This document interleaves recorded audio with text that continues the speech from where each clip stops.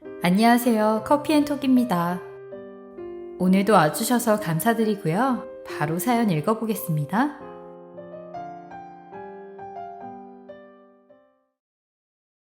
안녕하세요. 초등학생 딸 하나를 둔 가정주부입니다. 특별할 것 없이 직장 생활을 하다 결혼을 하게 되었는데, 초반에 만난 남편은 그 당시 대리인 저에겐 한없이 높은 차장님이었어요. 곧 팀장 승진을 앞둔 상황이라서 어렵기도 했고 무뚝뚝하고 성실한 사람 정도라고만 생각했는데, 우연히 몇 번 출장을 같이 다니면서 보니 사람을 참 잘 챙기는 성격이더라고요. 조금 다르게 보인다고 생각했었는데 남편도 저에 대한 같은 마음이었었던 것 같아요. 서로 집을 바래다 주고 하면서 친해지고 연애를 하다가 결혼까지 하게 됐는데, 이 상황까지만 보면 정말 순탄한 삶이라고 생각해도 될 정도죠. 시어머니란 존재를 알고 하늘에서 누가 이렇게 편하게 살면 안 돼 하고 벌을 주는 것만 같은 기분이 들더군요. 물론 결혼하고 나서 가정에 충실한 남편을 보고 이런 사람이 진국이란 생각을 하면서 결혼은 참 잘한 선택이라고 생각했는데, 시어머니를 보면 그게 종종 무너져 내리더라고요. 어디서부터 관계가 잘못 꼬인 건지 모르겠지만 제가 혼자일 때도 탐탁지 않아 하던 시어머니는 의사 동서가 생기고 난 뒤로 저에 대한 비교와 미움이 걷잡을 수 없이 커지는 것 같았죠. 동서는 우리나라 세 손가락 안에 드는 대학 의대에 나와 유학까지 한 사람이었는데, 지방대에 나와 현재는 주부를 하고 있는 저와는 정말 비교가 될 만큼 다른 사람이었어요. 시어머니에게 용돈도 턱턱 주는 동서를 보니 저 스스로도 굉장히 작아 보이고 의기소침해지곤 했어요. 그러니 시어머니도 동서에 대한 프라이드가 강하셨고 저를 더 탐탁지 않게 생각하셨죠. 사실 동서지간이란 게 시어머니 흉도 보면서 더 친해지고 돈독해지면 둘도 없는 친구가 된다고 하는데, 그렇지 않으면 독이 돼서 되려 경쟁의 상대가 된다고 하더라고요. 근데 저와 동서는 시모의 편애 때문에 그런 사이가 되기 일보 직전이었죠. 그래도 동서가 의사라는 타이틀을 자랑스럽게 내세우지 않아서 저와의 관계는 적당히 유지를 하며 지냈어요. 그러던 어느 날 저도 시어머니에게 점수 좀 따려고 전화를 걸었어요. 어머니, 조만간 저녁이라도 같이 하실까요? 됐다. 네 동서하고 이번 주에 같이 가야 돼. 나 데리고 가보고 싶은 데가 그렇게 많다고 하더라. 이런 거 보면 사람이 죽으란 법은 없단 말이 딱 맞지. 큰 며느리라고 하나 들어온 건 내 속이나 긁고, 너는 가끔 보면 네 돈 아니면서 생색은 다 부리고 다니는 것 같다. 아, 그게 아니라 벤지가 한참인 것 같아서. 언제부터 우리가 자주 봤다고? 날 언제부터 챙겼어, 네가? 괜히 안 하던 짓 하지 마라. 네 동서 생기니 이제 와서 나한테 잘 보이려고 이러는 거냐? 그럼 결혼하기 전부터 좀 잘하던가. 제대로 해온 것도 없으면서.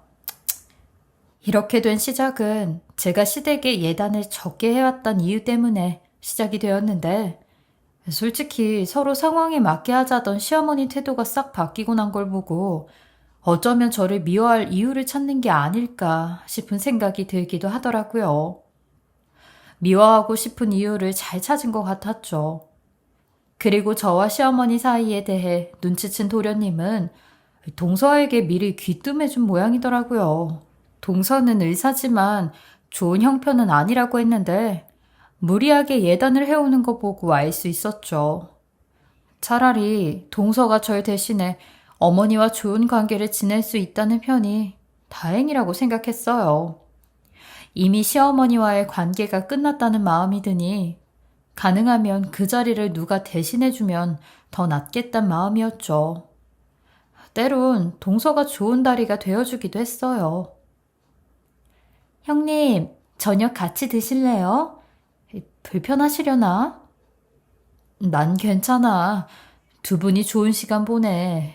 또 어머니가 갑자기 불쑥 가는 것도 별로 안 좋아하실 것 같아서.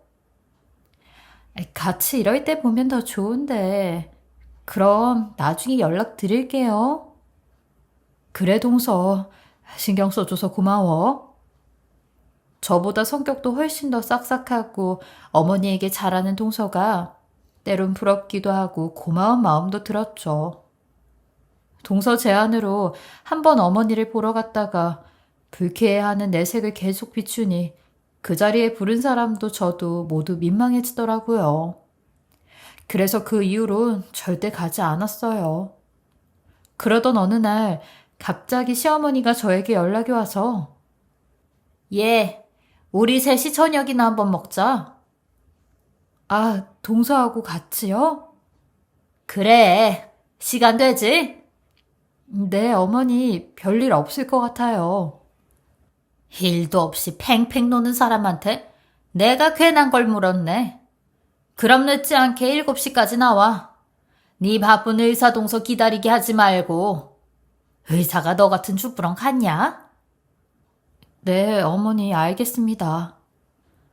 이런 상황은 고맙다고 해야 하는지, 울며 겨자 먹기로 가 버틴다는 게 맞을지, 시어머니는 기분 좋게 한번 불러주는 법 없이 가기 전부터 빈정을 상하게 하는 게 특기였어요. 그리고 동서가 꽤 비싼 식당으로 자리를 잡아두었더라고요. 이렇게 모인 게 처음이라 그런지 불편하게 이런 데서 밥을 먹나 싶어 찜찜한 마음이 들기도 했죠. 도착해보니 시어머니와 동서의 웃음소리가 들려오더라고요. 그리고 제가 도착하자마자 괜히 가라앉는 분위기를 애써 모른 척하고 자리에 앉았습니다. 어머니, 저 왔어요. 동서도 오랜만에 보네. 형님도 잘 지내셨죠? 매번 통화만 하다가 몇 달 만이에요. 예, 일단 앉아라. 네, 오늘 무슨 좋은 일이라도 있어요? 우리 둘째가 드디어 임신을 했다. 곧 손주 나올 생각을 하니 내 심장이 벌렁벌렁한다. 오늘같이 좋은 날 가만히 있을 수가 있어야지. 내가 너 때문에 산다 정말. 어머, 정말요? 너무 축하해, 동서.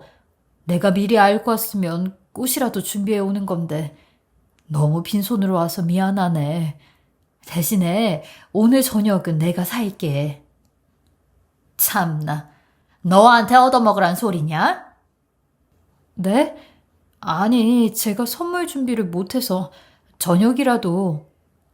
됐다, 마음 불편하게. 그것도 적당히 사는 사람한테 얻어먹어야지. 뭐 낯가림도 제대로 못하고 남편 월급으로 사는 너한테 어떻게 밥을 편하게 얻어먹어? 체한다. 됐어. 아, 이 정도는 제가 사야죠, 당연히.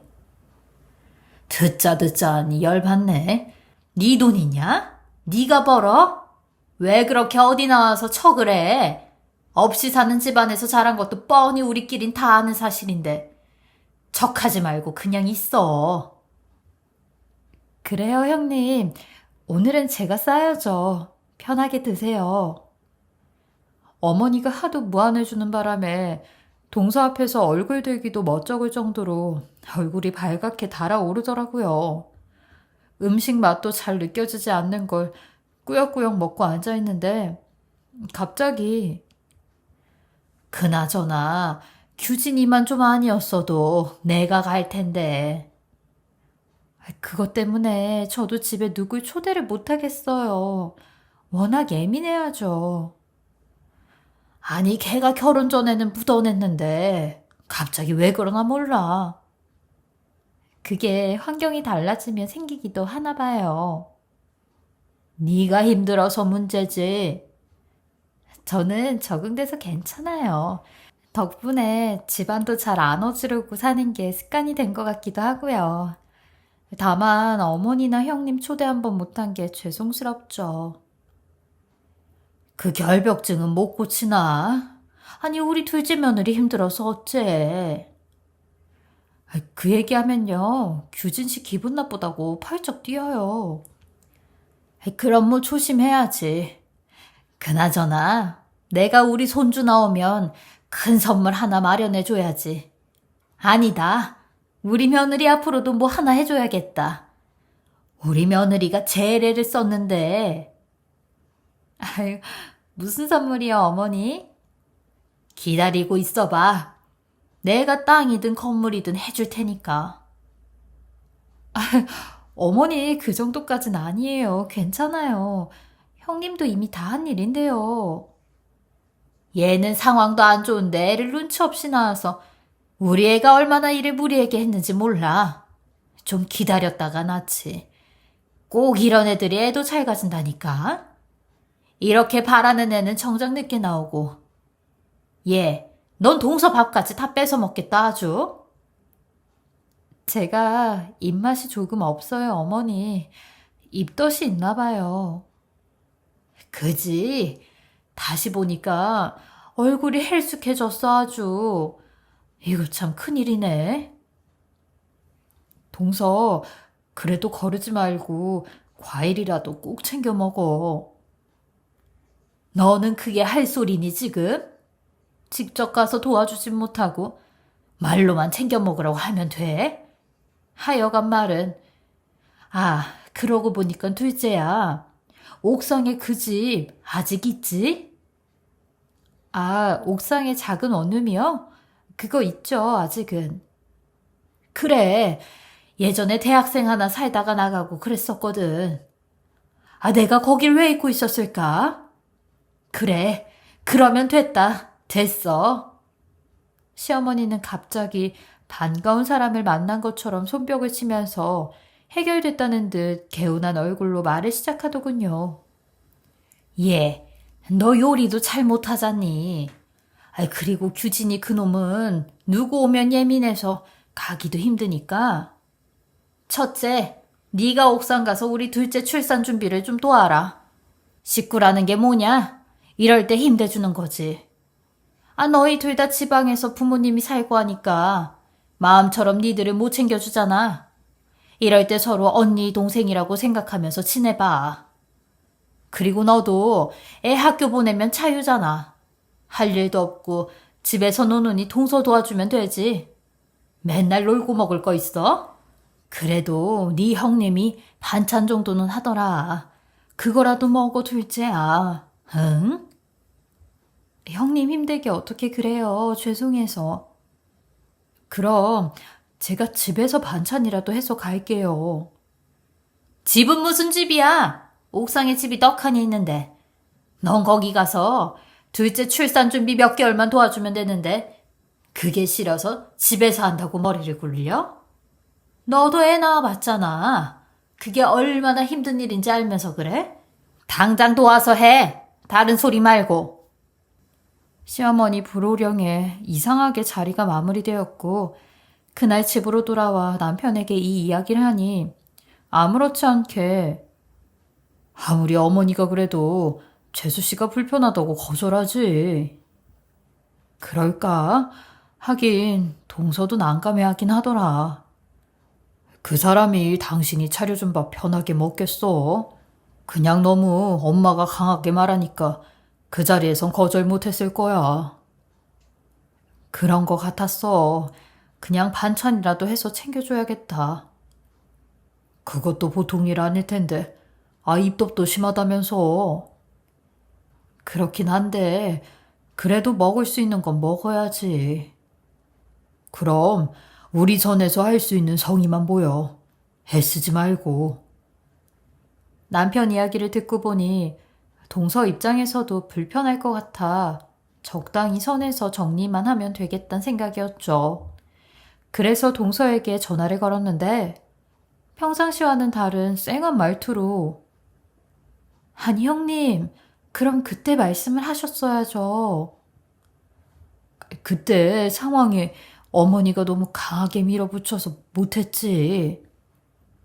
어머니 성격 아시면서 그러세요? 지금 저랑 어머니하고 둘이 그 집 청소 싹 하고 선풍기까지 2대 올려놓고 했어요. 어머니 청소하느라고 지금 몸살까지 나셨다는데. 아이고, 그랬어? 난 그런 줄도 모르고. 그러니까 진즉 말씀을 하셨어야죠. 어머니 한번 이야기 나오면 바로 실행하시는 분인 거 알면서 다음날 바로 와서 해놓고 갔다니까요. 저도 형님 힘든 일 시키는 거 아는데 제 입장도 곤란해요. 마치 어머니가 생각해서 해주신 일 내치는 것 같잖아요. 어른 말을 그렇게 들으면 안 되죠. 안 그래요, 형님? 그지. 동서도 마음 불편할 것 같아서. 그래도 어머니께 내가 말씀드리면 또 서로 어긋날 것 같아서. 그래서 저더러 형님 말을 대신 해달라고요? 아니, 꼭 그렇다기보단 서로가 불편하다는 사실을 잘 모르시는 것 같아서 내가 자주 반찬해서 갖고 갈게. 그건 나도 어렵진 않거든. 근데 나도 집안일도 이것저것 바빠서 애올 시간이면 또 챙겨줘야 할 것도 많고. 그러니까 그걸 그때 말씀하셨어야죠. 동서도 어머니 눈치를 살피는 입장이니 어쩔 수 없겠다고 생각은 했어요. 그렇지만 평소 성격으론 똑부러지게 다 이야기하는 편이면서 이 일은 쉽게 받아들이는 것이 조금 이상하긴 했죠. 동서와 전화를 끝내자마자 시어머니로부터 얘, 너 어디야? 어머니, 저 집에 있어요. 내일부터 가서 시작하면 돼. 내가 너 온다고 싹 정리도 해놓고 깨끗하게 해뒀으니까 에어컨 없다고 해도 옥상에 바람이 잘 통해서 괜찮겠더라. 아무도 없이 너 혼자서 있을 수 있으니까 마음도 편하고 규진이 예민해서 누구 들락날락거리는 거 알면 난리 나니까 밥만 해서 딱 내려놓고 가면 돼. 우리 손주 볼 때까지만 네가 애써라. 어머니, 근데 제가 거기에 종일 있기는 조금 그렇고. 뭐? 네가 무슨 일이 있다고? 꼴랑 집 청소하고 애 오면 밥 먹이는 것 때문에 그래? 그건 전날이나 오전에 싹 하고 가면 되잖아. 정 그러면 내가 너희 집 가서 치우마? 아니에요, 어머니. 알겠습니다. 저는 그날 시간을 돌릴 수 있는 무슨 카드라도 있으면 당장 사서 마법이라도 부리고 싶은 심정이었죠. 그때로 돌아갈 수 없는 현실이 암담했습니다. 그렇게 모든 것이 제가 승낙하고 흔쾌히 받아들인 것으로 돼버려서 저는 꼼짝없이 40도가 넘는 옥탑방에서 티셔츠가 젖도록 동서 먹을 밥을 준비하게 됐죠. 처음 도착했는데 몸살이 날 정도로 치웠다는 집은 정말 가관이더라고요. 아니 솔직히 집이라는 표현도 안 맞는 곳이었어요. 옥상에 창고로 쓸 컨테이너 하나에 작은 부엌과 화장실이 딸려 있었고 제가 자고 가야 할 상황이라도 있는지 선풍기 2대에 오래된 이불 하나가 놓여 있더라고요. 그걸 보니 미움까지 받아서 이젠 하다하다 이런 짓까지 해야 하는구나. 현타라고 하죠. 그야말로 현실이 밀려왔습니다. 심지어 가스레인지 불을 켜면 찬물로 수건을 몇 번이고 적셔서 머리 위에 올려놓고 일을 하는데도 열이 가라앉지를 않더군요. 티셔츠 하나로 버틸 수가 없어서 옷을 챙겨가야 하는 지경이었죠. 그 와중에 결벽증 걸린 서방님까지 배려해야 해서 에어컨 빵빵 트는 동서집엔 얼씬도 하진 못했죠. 게다가 동서의 행동은 점점 더 이기적으로 변해갔어요. 동서, 내일은 뭘 해줄까? 뭐 먹고 싶은 거 있어? 형님, 그 식단표를 좀 짜서 주시면 안 돼요? 몸은 힘들어 죽겠는데 맨날 먹을거리 생각해내기도 쉽지 않아요. 형님도 잘 아실 거 아니에요. 입덧 안 하는 음식으로 적당히 준비해 주세요. 매일 어떻게 제가 먹을 걸 생각해내요. 동서, 내가 여기 무슨 영양사로 취직한 입장도 아니고 입덧도 사람마다 달라서 그게 내가 한다고 해도 안 돼. 그래서 물어본 건데 왜 그렇게 말을 해, 동서? 아무리 임신해서 예민하다고 해도 나 동서네 집 가정부 아니야. 이렇게 도와주는 것도 아무나 안 한다고. 아휴, 네, 알죠, 형님. 저도 몸이 너무 힘들어서 그래요. 그렇게 말하면 나도 지쳐. 동서는 집 안에라도 있지. 여긴 그냥 해 밑에서 있는 거나 다름없는데 내가 티를 2장씩 가지고 와서 갈아입고 가. 그렇게까지 하는데도 꼭 그렇게 말을 해야겠어? 참나. 그럼 이거 해주는 게 다 진심이 아니라 어머니 때문에 억지로 와서 해주려니 그런가 봐요? 뭐? 됐다. 동서랑 싸워봤자 서로 기분만 상하지. 동서가 호르몬 때문에 예민한 걸로 생각할게. 이기적인 인간이란 말이 입 밖으로 튀어나오려고 하는 걸 겨우 참았습니다. 그리고 동서는 이 사태를 쪼르르 시모에게 알렸고 시모는 전화를 하자마자 귀가 떨어져 나갈 듯이 소리를 치는데 하루에 그 많은 일을 겪고 나니 다리 힘이 풀리더라고요. 찬물로 세수라도 하고 가야겠다 싶어 화장실에 들어가 있는데 밖에서 누가 이야기를 하는 것처럼 웅성대는 목소리가 들리더라고요. 자세히 귀를 대서 들어보니 밖이 아니라 화장실 환풍기에서 올라오는 소리 같더라고요. 얼마나 부실하게 지어뒀으면 이렇게 방음도 안 되나 싶은 생각을 하고 있는데 점점 익숙한 목소리가 가까워지는 것 같았죠. 윙윙 돌고 있는 환풍기를 끄니 더 선명해졌습니다. 아, 이제 못하겠다고 가는 거 아니야? 아니야. 어머니가 한 소리 했을 거야. 내가 미리 선수 쳤거든. 어머니가 오죽 한심하고 할 일 없이 지내는 게 미우면 이런 걸 다 시키겠어? 그리고 형수는 그걸 또 하는 것도 웃겨. 보니까 자존심 같은 게 없더라. 가난해서 그런가? 당연하지. 있는 집 여자면 이 짓거리를 하겠어? 거기 지금 완전히 아프리카라니까. 나는 1초도 못 있겠던데. 거기서 불 켜고 요리하는 것도 대단하지. 잘했어. 근데 나중에 엄마 온다고 하면 어쩌려고.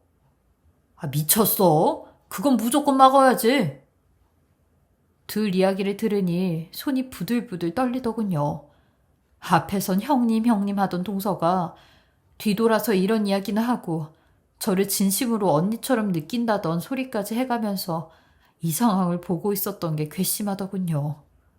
무슨 예감인지 두 사람이 여기서 이야기를 멈추지 않을 것 같아 저는 바로 핸드폰에 있던 녹음기를 켜고 최대한 목소리가 잘 들릴 수 있도록 환풍기 안으로 핸드폰을 밀어 넣었습니다. 그리고 어차피 엄마는 우리 집은 못 와. 나 결벽증 해놨잖아. 그래, 당신 결벽증 핑계는 진짜 머리 잘 썼어. 그리고 나 의사 만들어 놓은 것까지 머리 진짜 잘 썼다니까. 내가 남편 하나는 잘 만나서 가짜 의사까지 해보고 웃긴다 웃겨. 원래 내가 잔머리 하는 기가 막히지. 엄마가 형수 시집 왔을 때 볼 거 하나도 없다고 해서 난 그때부터 다 계획을 한 거야. 그래서 당신 대학 졸업증부터 의사 면허증까지 위조한 거 아니야? 그거 하느라 돈도 많이 들었는데 이렇게 돈 들어간 거 아주 뽕을 뽑아야지. 당연히 그래야지. 그런 거 보면 당신 참 머리 좋아. 이 말을 듣는데 저도 모르게 너무 놀라 입을 틀어막게 됐어요. 대체 이 둘은 무슨 짓을 꾸미고 있길래 가짜 의사에 저를 이렇게까지 본인들 가정부로 만들어 괴롭히는지 저는 숨소리 하나 내지 않고 계속 그 둘의 이야기를 들었죠. 우리 엄마 무서운 여자야. 지금 재산도 절대 이야기 안 해준다니까. 내가 알아보니까 아버지 땅이랑 건물, 엄마 집까지 해서 꽤 된다. 애 태어나면 그것부터 우리 몫으로 싹 다 돌려놔야 돼. 그래야 우리가 편하게 살지. 그리고 엄만 그때 요양원 같은 데 보내버리면 돼. 아니 아직 멀쩡한데 그런 데 가도 돼? 멀쩡할 때 가는 거야. 노인이면 노인하고 놀아야지. 어딜 자식들 옆에서 얼쩡대고 있으려고 해. 피곤하게. 우리 엄마 솔직히 자격도 없어. 어릴 때 해준 것도 없으면서 아빠가 다 사업해서 번 돈이지. 엄마도 형수랑 다를 거 없다니까. 아버지 피 빨아먹고 모은 돈 우리한테 다 줘야지. 저러고 끝끝내 다 쥐고 있는 것 봐. 내가 어떻게든 싹 다 가지고 올 거야. 두고 봐. 당신은 그냥 계속 고고한 의사 며느린 척하고 노인네 살살 긁으라고. 알았어. 그동안 나는 형님 가정부로 부려먹으면서 편하게 애나 낳아야지. 그러고 보면 당신 어머니랑 형님이랑 둘이 닮아서 어머니가 형님을 싫어하나 보네. 근데 만약에 자기 형이 똑같이 나누자고 하면 어떡해? 한 푼도 안 되지. 형은 한 것도 없는데. 주말마다 엄마 만나서 밥 먹고 비유 맞추는 사람 누구야? 당신이야. 그러니까 지금이 기회지. 형수 화내는 거 본 적 있어? 무조건 몰아가서 엄마가 형한테 의지하게 하면 안 돼. 이 기회에 연 끊게 하는 것도 좋고. 그럼 그렇게 해야겠다. 형님 때문에 나 애 떨어질 뻔했다고. 그래야 일이 커지지. 지금 어머니는 손주라면 깜빡 넘어가잖아.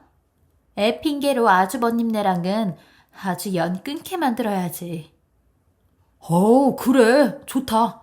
엄마한테 며칠 뒤에 그 얘기 바로 해. 이 둘의 이야기를 듣고 나니 이제야 다 알겠더라고요.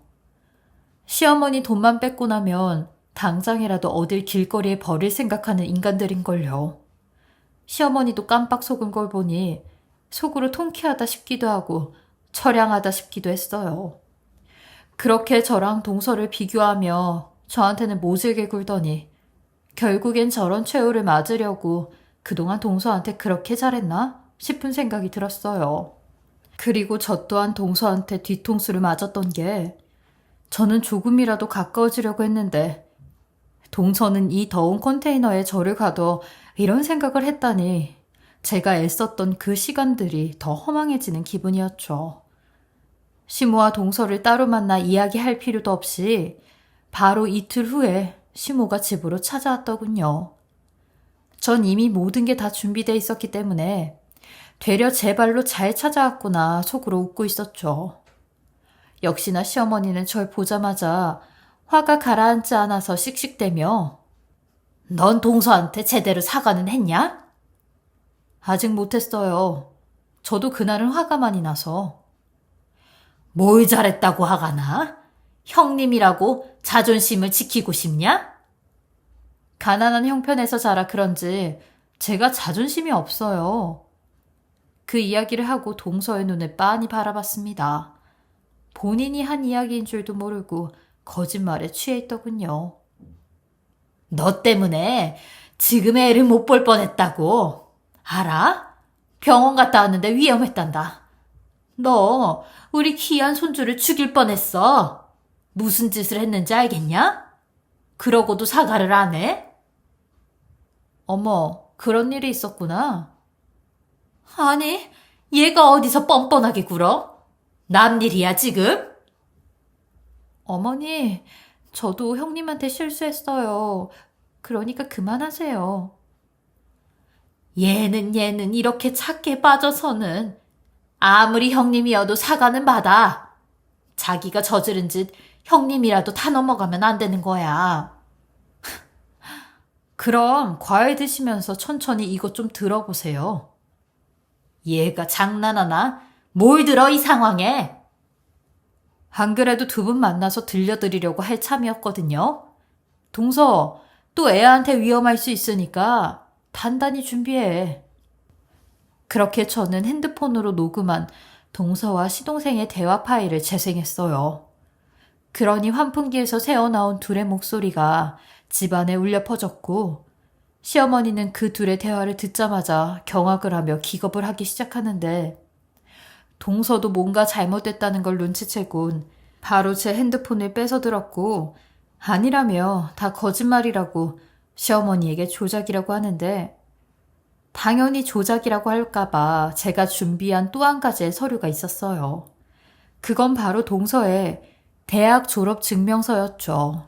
예전엔 졸업 증명서도 학생회관 무인 발급기에서나 프린트를 했었는데 요즘엔 정부 24에서도 발급이 가능해서 인터넷으로도 최종 학력 증명서랑 각종 증명서는 발급을 할 수 있었어요. 그래서 동서 이름과 주민등록번호로 대학교랑 전공학과를 찾아보니 역시나 아무런 정보가 나오지 않았어요. 그래서 그걸 캡처해 시어머니한테 드렸어요. 이래도 내가 거짓말로 조작하는 거냐고요. 그리고 또 한 가지가 더 있었는데 동서가 근무하다 임신 때문에 그만두었던 대학병원에도 연락해 물어보니 역시나 그런 사람은 없다고 하더군요. 그걸 서류로도 받아 시어머니와 동서에게 던져줬어요. 그러니 이제야 시어머니는 뭔가 잘못되었다는 걸 알게 되었고 동서를 붙잡아 이게 다 거짓말이었냐고 네가 어떻게 이럴 수 있냐며 머리끄덩이를 잡고 가만 안 두겠다고 난리가 나셨어요. 그러니 동서도 시어머니를 밀치며 이게 다 당신 아들이 꾸민 짓이고 자기는 그냥 하라는 대로 한 것뿐이라고 내가 무슨 잘못이 있냐고 미친 사람처럼 악을 쓰는데 동서는 저를 있는 대로 노려보고 재수없다며 집을 나갔고 시어머니는 제가 옥상에 주저앉았던 그날처럼 온몸에 힘이 빠져 그대로 넋을 잃고 울부짖으며 앉아 있었어요. 전 그런 시어머니를 한심하게 아래로 쳐다보고 있었고요. 그러니 시어머니가 제 다리를 붙잡으며 바보같이 천치 등신이다 내가. 큰애야, 내가 너한테 참 면목이 없어. 나는 그래도 둘째가 나한테 조금 더 잘하고 더 잘 찾아오고 하니까 그냥 그거 하나 보고 이랬던 건데 이럴 줄은 몰랐다. 어머님, 이제라도 좀 솔직하게 말씀하세요. 동서가 저보다 더 어머님을 찾아가고 더 잘해서 그런 거 아니잖아요. 그냥 동서가 의사고 예단도 저보다 더 잘해서 예뻐하셨던 거잖아요. 저는 미워하시고. 어린애들도요. 자기 미워하는 사람은 귀신같이 알아요. 제가 그걸 모르겠어요? 미안하다. 미안해. 내가 일부러 그런 건 아니었어.